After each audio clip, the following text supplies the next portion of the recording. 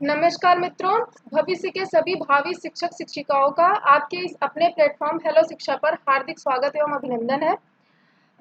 जैसा कि आप थंबनेल देख ही रहे हैं, क्या लिखा हुआ है कि बीएड वर्सेस बीटीसी।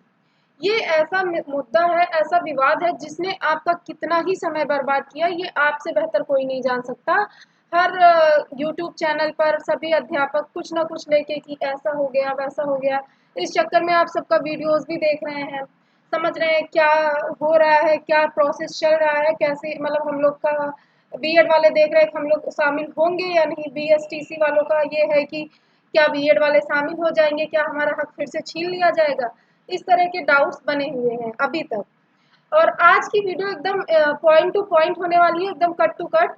कोई इसमें छद्म या किसी तरह का दिखावा नहीं होने वाला है। सरकार से जो भी हमारी अपेक्षाएं हैं, एक शिक्षक की जो अपेक्षाएं हैं, उन सभी मुद्दों पर आज बात की जाएगी इस वीडियो में। अगर आपको वीडियो सही लगे, मेरी बातें सही लगे, तो आप वीडियो को लाइक शेयर और सब्सक्राइब कर सकते हैं। ज़्यादा से ज़्यादा शेयर करेंगे तो ज़्यादा लोगों तक जाएगी बात, ज़्यादा लोगों को समझ आएगा, जिससे एक तरह से एक क्वेश्चन रेज हो पाएगा सोसाइटी के सामने। तो बिना देरी किए चलिए वीडियो शुरू करते हैं। सबसे पहले तो आचार्य चाणक्य जी ने कहा है, आप सभी जानते भी होंगे, कि शिक्षक कोई साधारण व्यक्ति नहीं होता। शिक्षक एक तरह का मतलब ऐसा व्यक्तित्व होता है जिसकी गोद में निर्माण और प्रलय दोनों ही उसकी गोदी में खेलते हैं शिक्षक के। तो शिक्षकों के साथ इस तरह का व्यवहार कहाँ तक उचित है, ये मेरा सरकार से सबसे पहला सवाल होगा। सरकार को बिल्कुल ये समझना चाहिए कि शिक्षक ही देश का एक निर्माण का आधार होता है। किसी देश का युवा बिना कोई भी युवा का एम हो, चाहे वो साइंटिस्ट बनना चाहता है, डॉक्टर बनना चाहता है, इंजीनियर या यूपीएससी करना चाहता है, किसी भी क्षेत्र में जाने के लिए उसे एक शिक्षक के मार्गदर्शन की हमेशा जरूरत होती है। तो अगर शिक्षक नहीं होगा तो समाज का क्या होगा, समाज का उत्थान और समाज के साथ साथ फिर देश का उत्थान कैसे होगा, ये हमारी सरकार को सोचना चाहिए।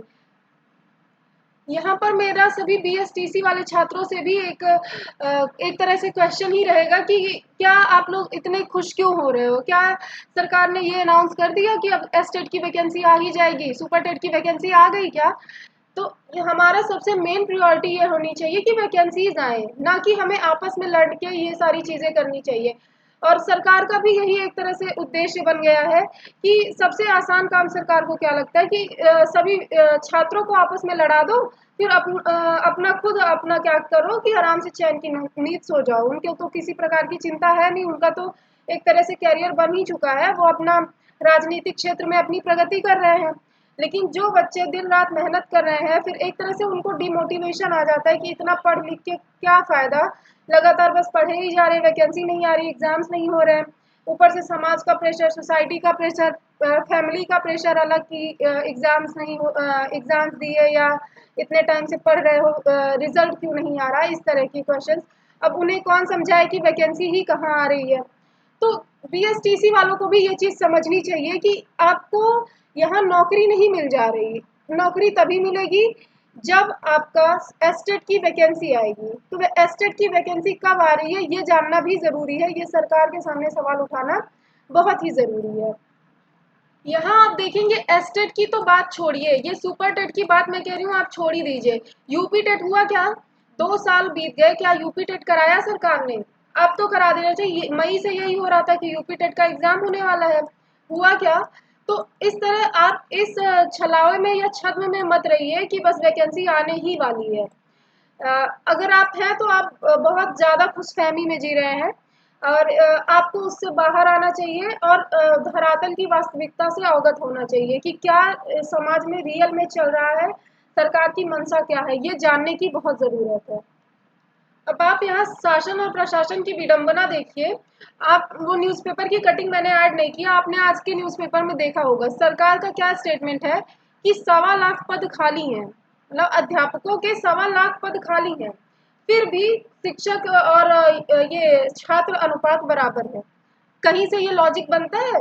लेकिन इस तरह का एक आर्टिकल आज पेपर में छपा है कि 1.25 लाख पद खाली हैं, लेकिन फिर भी अनुपात बराबर है। तो आप यहाँ से समझ सकते हैं कि वैकेंसी आएगी या नहीं। फिलहाल आप लोग इस चक्कर में मत पड़िए। एस्टेट आए ना आए, यूपी टेट आएगी ही, जल्दी ही आएगी। इस साल के अंत तक या नए साल की शुरुआत में यूपी टेट आना ही है।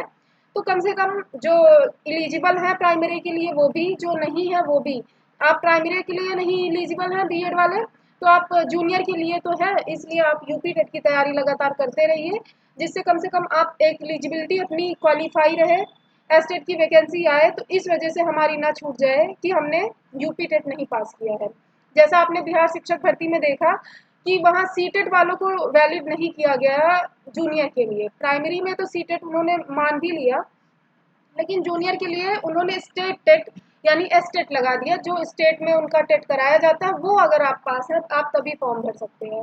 तो ये रूल आपके यूपी में भी लग सकता है, इस वजह से आप इस वजह से बिल्कुल मत चूकिएगा कि यूपी टेट आप ना दें या यूपी टेट में आप पास ना हो। ये आप जो है इस वजह से अच्छी तैयारी रखिए जिससे आपका यूपी टेट पहली बार में ही निकल जाए, क्योंकि आप देख ही रहे हैं यूपी टेट के लिए कितना टाइम वेट करना पड़ता है तब जाके वैकेंसी आती है इसकी भी। तो क्या पता एक बार वैकेंसी आए उसके बाद कितने साल लग जाएं दूसरी बार वैकेंसी आने में। तो ये गलती बिल्कुल नहीं करनी है, यूपी टेट की तैयारी बिल्कुल सही रखनी है।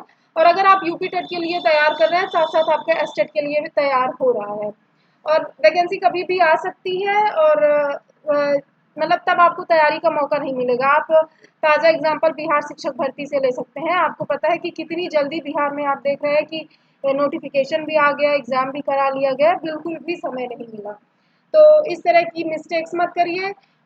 यूपी टेट की तैयारी कर लीजिए, यूपी टेट की वैकेंसी आ सकती है। एस्टेट की तो मुझे बिल्कुल भी उम्मीद नहीं है कि एस्टेट की वैकेंसी आने वाली है। और ये हमारा सबसे पहला दायित्व होना चाहिए कि हम अपने अधिकार के लिए कुछ ना कुछ तो एक्शंस लें ही। भले ही वो शांतिपूर्ण हो, शांतिपूर्ण ही होना चाहिए जो भी विरोध हो, क्योंकि अग्रेशन में कुछ रखा नहीं है। तो लेकिन एक तरह से जवाबदेही सरकार के प्रति हमारी सुनिश्चित करानी चाहिए। तो वीडियो में यही था सारा कुछ कि मतलब आप लोग अवेयर रहें, जानते रहें। और जिस तरह से बीएड वालों बीएसटीसी वालों का मैं देख रही हूँ रवैया, कि जैसे लग रहा है उन लोग को कि ये कंफर्म हो गया है, इस डिसीजन से ये कंफर्म नहीं हो गया है कि एस्टेट की वैकेंसी आ रही है। एस्टेट के लिए अभी फिर से आप लोगों को वेट करना पड़ सकता है अगर आप इसी तरह मस्ती में रहे, इसी तरह फालतू की चीज़ों में। एक तरह से ये बेवजह की के ही चीज़ें हैं जिसमें आप इतने खुश और उन्मुक्त हो रहे हैं। ठीक है, तो ये सारी चीज़ें थी। अगर आपको मेरी बातें समझ आई हो, वीडियो पसंद आई हो, तो लाइक शेयर और सब्सक्राइब करना मत भूलिएगा। मिलते हैं आप सभी से अगली वीडियो में, तब तक के लिए जय श्री राम।